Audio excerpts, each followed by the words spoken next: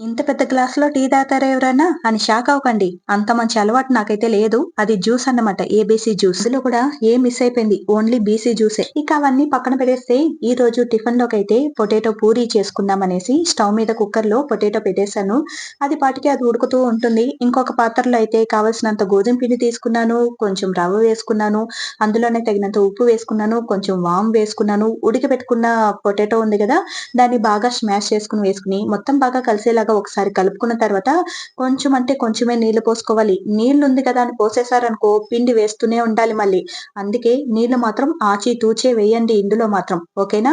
ఇక పిండి కాసేపు పక్కనుంచేసి ఆ తర్వాత కొంచెం నూనె పోసుకొని మళ్ళీ ఒకసారి కలుపుకొని మనకి కావాల్సిన సైజులో పూరీలు రుద్దుకుని వేడి వేడి నూనెలో వేసుకుని అటు ఇటు ఫ్రై చేసుకుని తీసుకుంటే పొటాటో పూరి రెడీ అయిపోతుంది. మీ ఇంట్లో అస్సలు పొటాటో పూరి అని చెప్పకుండా చేసి చూడండి. సూపరో సూపర్ అంటారు. ఉంటాను. బాయ్.